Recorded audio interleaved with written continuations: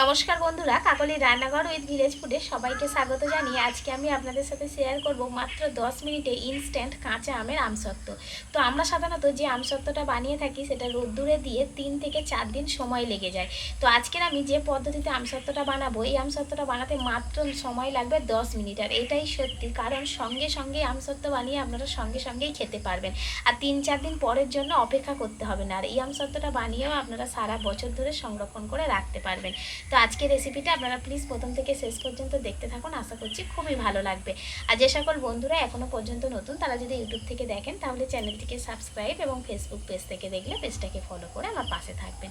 তাহলে এখন আজকের রেসিপিটা আমি শুরু করে ফেলি। আমসত্ত্ব খেতে যেমন আমরা সবাই ভালোবাসি, তেমন বাড়িতে এই কাঁচা আমের আমসত্ত্ব বানিয়ে নেওয়া যে কতটা সহজ সেটা আজকের পুরো ভিডিওটা দেখলেই আপনারা বুঝতে পারবেন। আর আপনারা হয়তো ভাবছেন 10 মিনিটে আমসত্ত্ব বানাবো মানে অনেক কিছু উপকরণ দেবো, একদমই না। খুব কম উপকরণে আর সহজ পদ্ধতিতে আমসত্ত্বটা বানিয়ে নেব, আপনারা শুধু দেখতে থাকুন। তো প্রথমেই আমি পুরো 1 কেজি কাঁচা আম নিয়ে নিয়েছি। আপনারা আমের পরিমাণটা বাড়িয়ে নিতে পারেন, কোনো অসুবিধা নেই। তো আমগুলোকে আমি জল দিয়ে প্রথমে ভালো করে ধুয়ে নিয়েছি। এবার ছোট ছোট টুকরো করে আমগুলোকে কেটে নেব। তার জন্য আমের গায়ের খোসাটাকে আমি ছাড়িয়ে নিচ্ছি।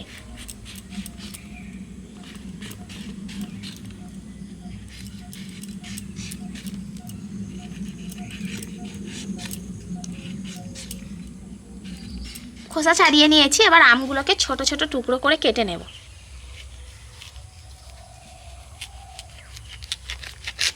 এখন আম প্রায় শেষের পথে, তাই বলবো যারা এখনও পর্যন্ত কাঁচা আমের আমসত্ত্ব বানাননি, এই রকম পদ্ধতিতে একবার কাঁচা আমের আমসত্ত্ব বানিয়ে দেখুন। যদি বীজটাকে এইভাবে কেটে নেওয়া যায়, অর্থাৎ বীজের মাঝখান থেকে, তাহলে কেটে নেবেন। তা না হলে কি করবেন, বীজটাকে বাদ দিয়ে আমের চারি সাইড থেকে আমটাকে কেটে নেবেন।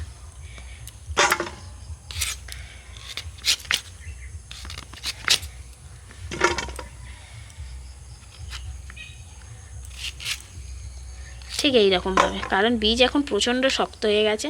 আমগুলোকে আমি ছোটো ছোটো টুকরো করে কেটে নিয়েছি। এবার আমগুলোকে সেদ্ধ করে নিতে হবে। তার জন্য উনান জলে কড়াইতে কিছুটা জল দিয়ে দিয়েছি। খুব বেশি জল দেওয়ার দরকার নেই, কারণ কাঁচা আম থেকে কিন্তু জল এমনি থেকেই বেরোয়। তো সেই জন্য অল্প জলেই আমটাকে সেদ্ধ করে নিতে হবে। আর আমটা সেদ্ধ করার পর এই জলটাকে আমি আর ফেলবো না, তো সেই জন্য অল্প পরিমাণে জল দিয়ে দিলাম, আর তার মধ্যে টুকরো করে রাখা আমগুলোকে দিয়ে দিলাম। তো এবার ভালো করে জাল দিয়ে আমি আমটাকে ভালো করে সেদ্ধ করে নেব। ঢাকনাটা খুলে দেখে নেব আমটা কতদূর সেদ্ধ হলো। আম কিন্তু সেদ্ধ হয়ে গেছে, আর কাঁচা আম সেদ্ধ হতে বেশিক্ষণ সময়ও লাগে না। আর ছোটো ছোটো টুকরো করে দিয়েছি, এই দেখুন, ভালোভাবেই বোঝা যাচ্ছে সেদ্ধ হয়ে গেছে। তো এইরকম গরম অবস্থাতে আমটাকে ভালো করে ঘেঁটে নিতে হবে। একটা ডাল ঘাঁটনি নিয়েছি, এইভাবে চেপে চেপে দেবো, দিয়ে আমটাকে একেবারে জলের সাথে এইভাবে ঘেঁটে নেব। এই জন্যই আমি বলেছিলাম যে আমটাকে সেদ্ধ হয়ে যাওয়ার পর জলটাকে ফেলবো না, তাই জলটাকে মাপ মতো দিতে হবে।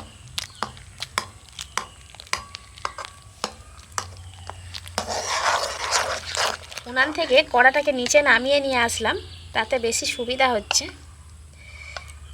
তো এইভাবে আমটাকে পুরোটাই আমি ঘেঁটে নেব, ঘেঁটে একদম আমের পিউরিটাকে বের করে নেব।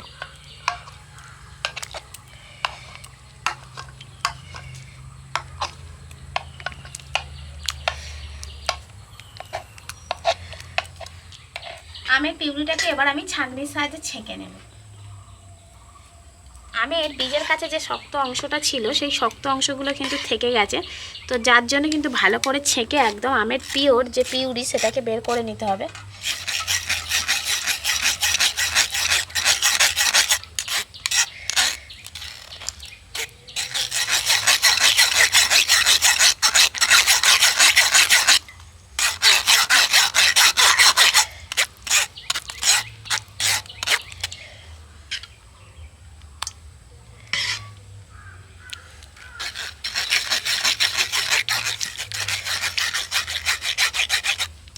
আবারও একবার উনান জেলে নিয়েছি, আর এটাই ফাইনাল স্টেপ। তো যে আমের পিউরিটা আমি ছেঁকে বের করে রেখেছি সেটা কড়াইতে দিয়ে দেব।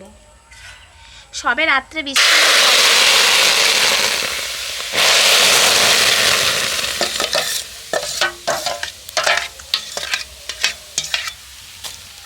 যেটা বলছিলাম যে সবে রাতে বৃষ্টি হয়ে গেছে, সেজন্য কিন্তু একটু উনানটা ভিজে ভিজে রয়েছে, তাই উনান জ্বালানোর একটু অসুবিধা হচ্ছে, মাঝে মধ্যে নিভে যাচ্ছে। তো এই আমের পিউরির মধ্যে এবার আমি মিষ্টির জন্য চিনিটা দিয়ে দেবো। তো চিনির পরিমাণটা আপনারা কম বেশি করে দিতে পারেন। তো আমি 1 কেজি আমের জন্য এখানে পুরো 1 বাটি চিনি নিয়েছি। চিনিটা দিয়ে দিলাম। আর ওর সাথে দিয়ে দেব অল্প একটু লবণ স্বাদের জন্য।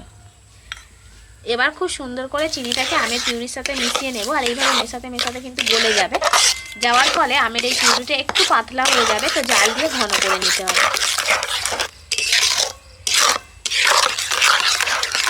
আমের মিশ্রণটা কিন্তু অনেকটাই ঘন হবে, আর অন্য কোনো উপকরণ কিন্তু আমি দেব না। এই শুধুমাত্র চিনি, লবণ, লঙ্কা এগুলো দিয়েই কিন্তু আমি আমসত্ত্বটা বানাবো। আর মিশ্রণটা কতটা ঘন বা কতটা পাতলা হবে সেটাও আমি দেখিয়ে দিচ্ছি। এখনও কিন্তু অনেক বাকি রয়েছে, এখনও জাল দিয়ে দিয়ে ঘন করে নিতে হবে। তো এখানে আমি যেহেতু আজকে কাঁচা আমের আমসত্ত্ব হচ্ছে, সেজন্য অল্প একটু আমি লঙ্কা গুঁড়ো দিয়ে দেব। হাফ চামচের মতো দিয়ে দিচ্ছি লাল লঙ্কার গুঁড়ো। আপনারা চাইলে এই লঙ্কা গুঁড়োটা নাও দিতে পারেন, শুধুমাত্র লবণ আর চিনি দিয়েই করে নিতে পারেন। তবে যেহেতু কাঁচা আম টক হয়, একটু লঙ্কা দিলে খেতে ভালো লাগবে। টক, ঝাল, মিষ্টি সব কিছু একসাথে থাকে, তো আমসত্ত্বটা ভালো লাগবে খেতে। তো এই লঙ্কার গুঁড়োটাকে আমি খুব সুন্দর করে একটু মিশিয়ে নিচ্ছি আমের পিউরির সাথে। এতে করে আমসত্ত্বের কালারটাও কিন্তু দারুণ আসবে। এবার এইভাবে নাড়তে থাকবো আর জাল দেবো। একদম যখন জেলির মতো স্বচ্ছ হয়ে যাবে, একদম থকথকে হয়ে যাবে, তখন কিন্তু আমি নামাবো। এখন একদমই নামাবো না। আমসত্ত্বের জন্য আমের এই মিশ্রণটা দেখুন আমি ঠিক কতটা ঘন করে নিয়েছি। এইভাবে কিন্তু তুলছি, দেখুন কড়া ছেড়ে উঠে যাচ্ছে, একদম জেলি জেলি হয়ে গেছে। এই দেখুন কতটা ঘন হয়ে গেছে। একেবারে কিন্তু পাতলা রাখলে হবে না, এইভাবেই ঘন করে নিতে হবে। তো এবার আমি মিশ্রণটাকে নামিয়ে, এদিকে আমি একটা থালা নিয়ে নিয়েছি, আর এইরকমভাবে খেলানো থালা নিয়ে নিতে হবে। তো থালার মধ্যে আমি একটু তেল মাখিয়ে নিয়েছি যাতে আমসত্ত্বটা ভালোভাবে উঠে আসে। এবার আমি এই কড়া থেকে মিশ্রণটাকে থালার মধ্যে ঢেলে দেব। তো এই মিশ্রণটা কিন্তু একটু গরম গরম অবস্থাতেই দিতে হবে, কারণ ঠান্ডা যত হবে তত কিন্তু আমসত্ত্ব বসে যাবে।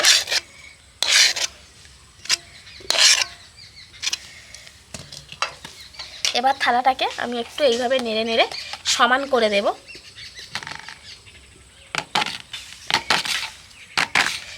এবার আর কিছুই না, এই থালাটাকে নিয়ে রোদ্দুরে দিতে হবে না, শুধুমাত্র জাস্ট ঠান্ডা করে নিতে হবে। আমের পাল্প আর তার সাথে চিনিটা ভালোভাবে মিশে গিয়ে কিন্তু একদম জেলি জেলি ভাব চলে এসছে। তো এবার থালার মধ্যে এই মিশ্রণটা যত ঠান্ডা হবে ততই কিন্তু আমসত্ত্বটা সুন্দরভাবে তৈরি হয়ে যাবে। তো তার জন্য রোদ্দুরে দেওয়ার কোনো দরকার নেই। ফ্যানের বাতাসে যদি আমরা রেখে দিই তাহলে 10 মিনিটের মধ্যেই এটা ঠান্ডা হয়ে যাবে আর আমসত্ত্বটা তৈরি হয়ে যাবে। আর যদি এমনি খোলামেলা জায়গাতেও রেখে দিই 10-15 মিনিটের মধ্যে কিন্তু অনায়াসেই ঠান্ডা হবে। তো এটা পুরোপুরিভাবে ঠান্ডা হয়ে যাক, তারপর আমি আপনাদের সাথে ফিরে আসছি আর কত সুন্দর আমসত্ত্ব তৈরি হয়ে যায় সেটা দেখাচ্ছি। 10 মিনিট হয়ে গেছে। এদিকে আমার আমসত্ত্বের থালাটা কিন্তু পুরোপুরি ঠান্ডা হয়ে গেছে। দেখতে হবে থালার তলা থেকে ঠান্ডা হয়েছে কিনা। এইভাবে থালাটা হাতে তুললে যখনই দেখবেন তলাটা পুরো ঠান্ডা হয়ে গেছে, একদমই গরম ভাব নেই, তখনই বুঝতে হবে যে আমসত্ত্বটা সুন্দরভাবে কিন্তু বসে গেছে। এবার আমি ধারটা একটু ছাড়িয়ে নিচ্ছি থালা থেকে। তেল দেওয়া রয়েছিল তো সুন্দরভাবে ছেড়ে যাবে, তাও একটু ধারটা আমি ছাড়িয়ে নিচ্ছি। একটা সাইড একটু তুলে নেব, একদিকটা তুলে নিলেই কিন্তু পুরো আমসত্ত্বটা উঠে আসবে।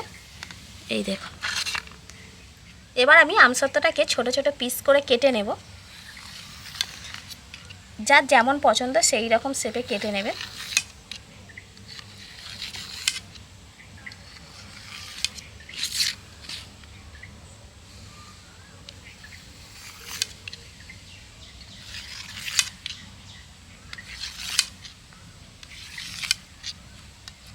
এবার আমি আমসত্ত্বের পিসগুলোকে একে একে তুলে নেব। কত সুন্দরভাবে উঠে আসছে দেখুন। এই দেখুন পিছনটাও কতটা সুন্দর হয়েছে।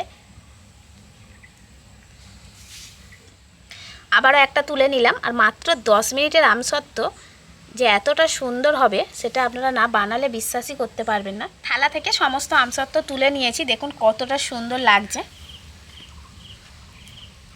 তো একটা আমি ভেঙেও দেখাচ্ছি, দেখুন কতটা পারফেক্ট হয়েছে। মাত্র 10 মিনিটে বানানো আমসত্ত্বটা কতটা পারফেক্ট হয়েছে দেখুন।